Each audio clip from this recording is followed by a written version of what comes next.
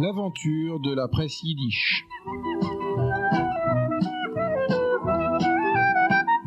Une série de 15 émissions proposées par Henri Minzeles et présentée par Olivier Gulan. Réalisation technique Richard Hanou. Une série réalisée avec le concours de la Fondation Doron.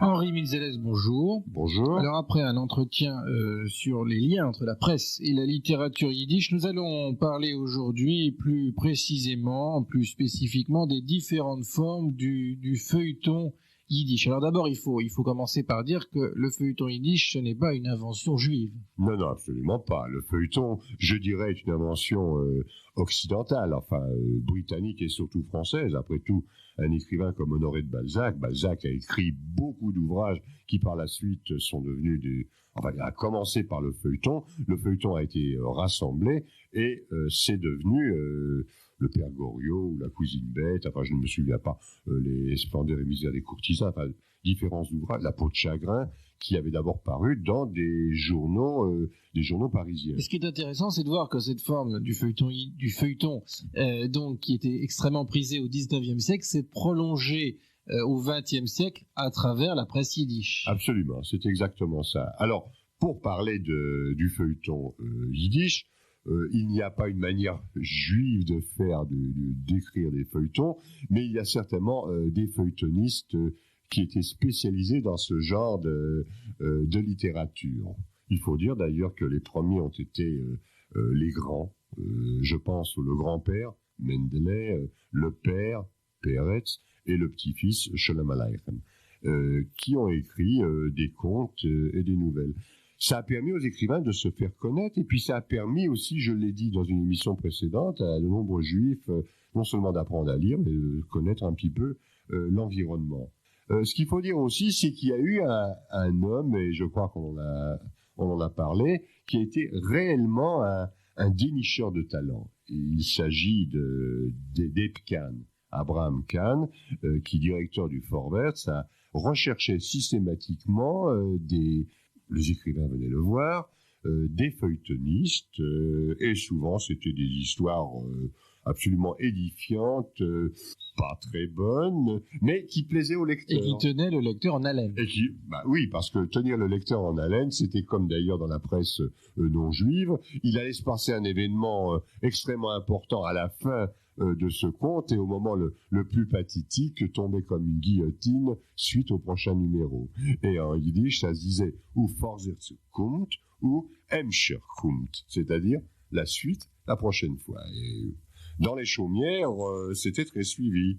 C'était lu souvent en famille, souvent quelqu'un qui lisait bien, avec emphase, racontait donc ce conte, parce que le conte c'est une chose, c'était une seule fois, mais racontait aussi ce feuilleton qui, comme on disait en yiddish, ça sortait schlepp, c'est-à-dire ça a traîné pendant des numéros et des numéros.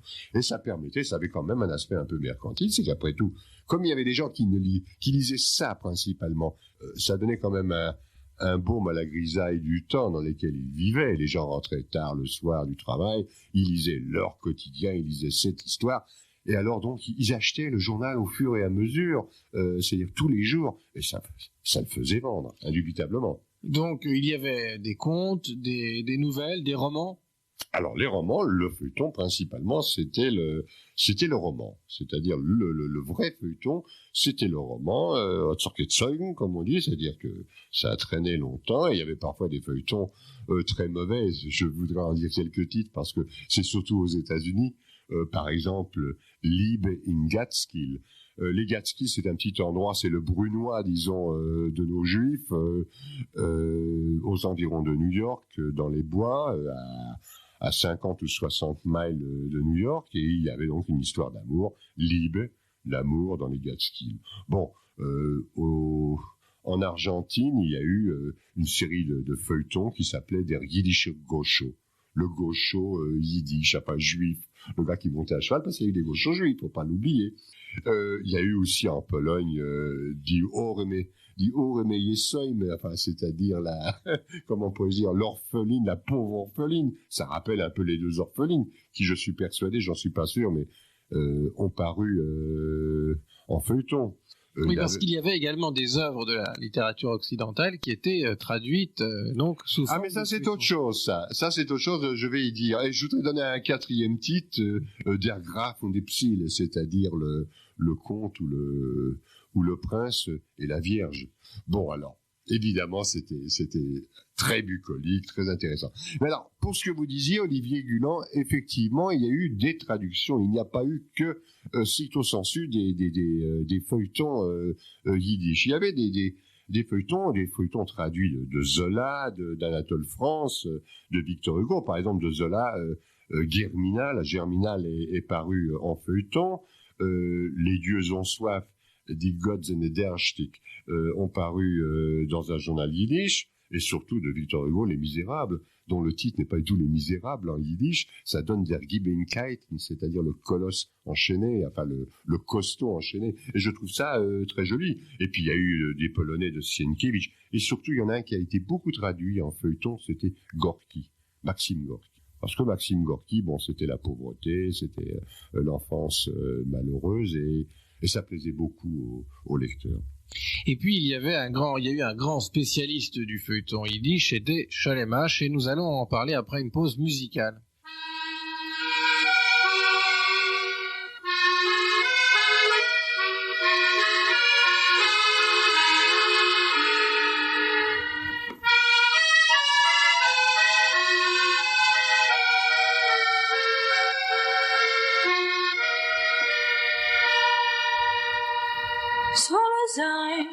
Als ich boi in der Luft meine Schwester, soll es sein, als meine Gott ist in der ganzen nicht da. In der Traum ist mir heller, in der Traum ist mir besser, in der Chorem der Himmel ist bläuer von der Blau. In der Traum is mir heller, in het Träum is mir besser, in Chorem der Himmel is bläuer von der Blau.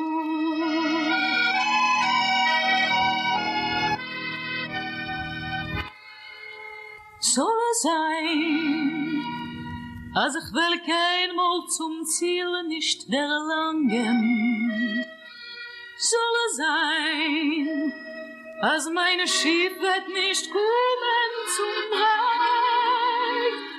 Mir geht nicht in den, mir soll haben der Gangen. Mir geht noch in den Gang, auf der sonnigen Weg. Mir geht nicht in den, mir soll haben der Gangen. Mir geht noch in den Gang, auf der sonnigen Weg.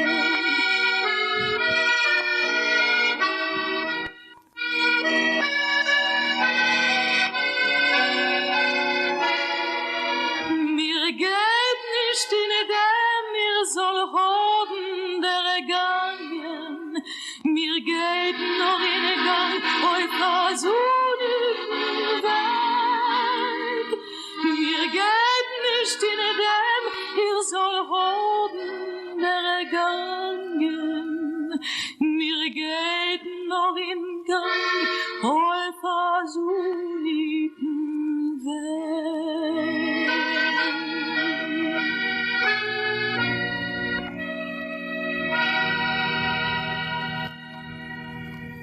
Alors Henri Mitzeles, Cholemache était l'un des grands spécialistes du feuilleton yiddish. Oui, il n'était pas le seul. Je voudrais faire un petit retour en arrière et signaler que, indépendamment de Cholemache, il y en a eu d'autres.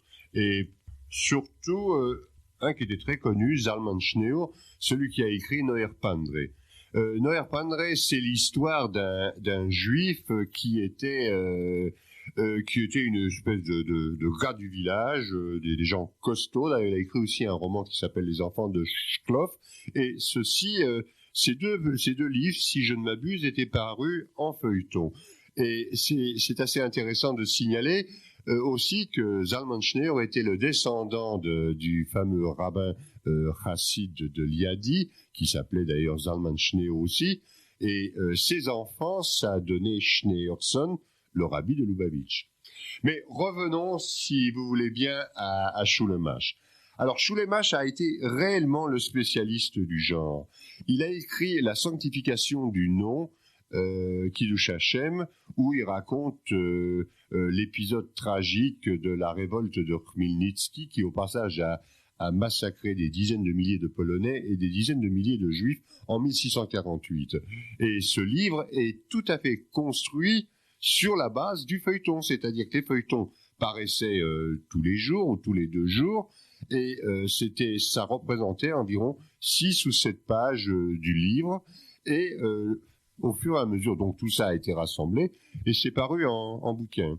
Et puis il y a sa fameuse trilogie qui s'intitule Avant le déluge, et qui parle de 3 villes, Pétersbourg, Varsovie et Moscou. Trilogie qui a été traduite en français. Qui a traduit en français, d'ailleurs c'est mon ami Aviv Everka qui a traduit Varsovie, et puis Rachel Hertel qui a traduit Moscou.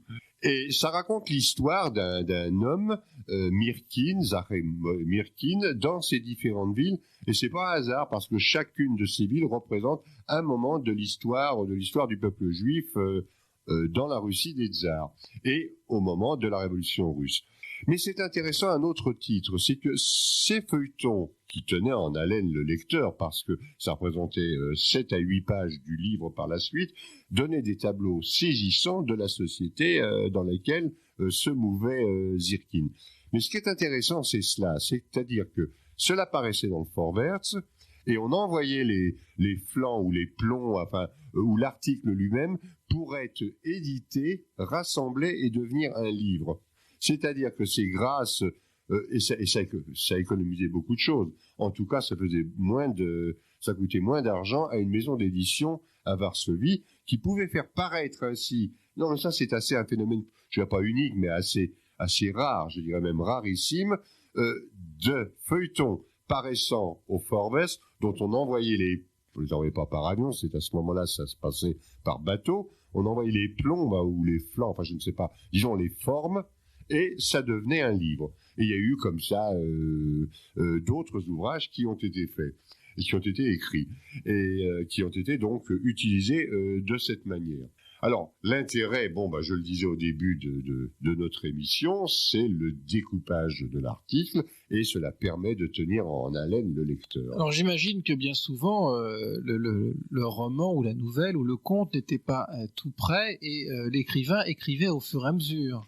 Alors, est-ce que ça ne posait pas de problème ? Oui, souvent ça arrivait, ça, mais en général, ça se passait bien. Hein. Ça se passait bien, rarement on a vu dans le journal yiddish du type Hemscher wird nicht kommen parce que c'est-à-dire l'auteur est malade ou il n'arrivait pas à suivre.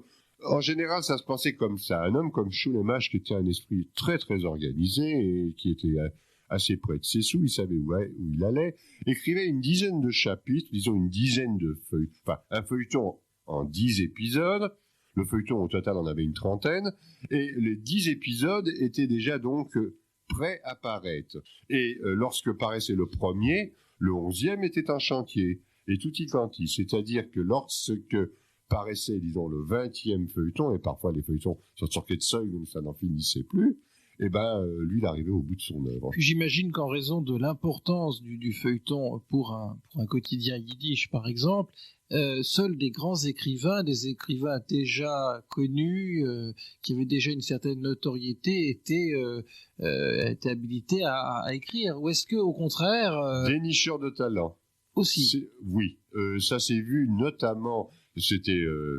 C'est tout à la gloire de Epkan que j'ai cité, c'est le cas de Prilutsky, ça a été aussi le cas, d'ailleurs je pense que M. Lennemann ne pourrait le dire pour le moment, puisqu'il a travaillé au moment, et ça a été aussi le cas de Zalman Reisen, qui a fait connaître du jour au lendemain, je suis désolé, j'ai oublié le nom, vraiment, il ne faudra pas m'en vouloir, mais je me promets de vous le dire à une prochaine occasion, qui a déniché un talent, je crois que c'est Kaczerinski, mais je ne suis pas sûr. Du jour au lendemain, un homme qui n'était absolument pas connu la veille, tout Vilno parlait de son feuilleton. Et il a fait des feuilletons quasiment tous les jours, et c'était suivi, mais alors avec un intérêt vraiment très très grand de la part du lectorat. Est-ce que de nos jours, est-ce qu'aujourd'hui il existe encore des feuilletons de ce type dans la presse yiddish Oui, mais beaucoup moins parce qu'il y a presque pas beaucoup, il y a pas beaucoup de journaux yiddish malheureusement. Je crois que dans le Vorwärts cela existe encore. Il y a un certain temps que je n'ai Isaac pas Bashevis-Singer a publié certains de ses romans, y compris les plus récents, dans le Vorwärts. Oui. Sous forme de feuilleton. Oui, absolument. D'ailleurs, on arrive même dans certains cas à ne pas trouver le livre en bibliothèque, sauf en anglais, parce qu'il est immédiatement traduit en anglais. Mais par contre, on le retrouve dans le journal. C'est-à-dire que le journal fait paraître sous forme de feuilleton l'œuvre, disons, tel roman de Isaac Bashevis-Singer. Il n'y a pas le livre, parce que peut-être il n'y a pas suffisamment de lecteurs, enfin pour toutes sortes de raisons, et on retrouve la traduction sous forme d'un livre qui après est traduit chez Stock en français. Moi, ce que je voudrais dire aussi sur ce feuilleton yiddish, c'est un genre qui a été excellent à un moment donné. Parce que ça permettait peut-être aux gens de s'évader du quotidien. Il y a quand même eu des histoires d'amour, des tranches de vie sociale, un côté bucolique, des pseudo-autobiographies, et puis on enjolivait la chose, ou au contraire c'était d'une tristesse folle. Alors c'est un genre qui était très prisé, et je crois que les gens aimaient beaucoup lire cela. Alors, je crois que maintenant, le feuilleton, de toute façon, dans le journalisme tout court, ça n'existe pour ainsi dire pas. Maintenant, on édite le livre. Ce qui existe encore, je parle du journalisme non juif, parce qu'il faut toujours faire des rapprochements avec ce qui se passe alentour. On voit parfois des poèmes, plus rarement des poèmes dans la presse, disons, non juive que dans la presse yiddish, pour ce qui existe encore à l'heure actuelle. Des contes et des nouvelles, des feuilletons, on n'en voit pas tellement, presque plus. Par contre, il y a des contes ou une nouvelle ou une histoire dans un journal, que ce soit comme Le Figaro ou que ce soit...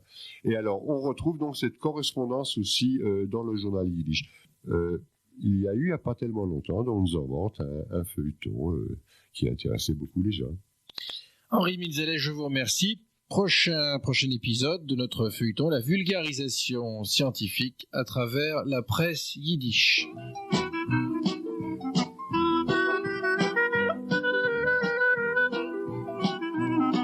C'était l'aventure de la presse yiddish, une série d'émissions proposée par Radio Communauté Judaïque FM avec le concours de la Fondation Doron.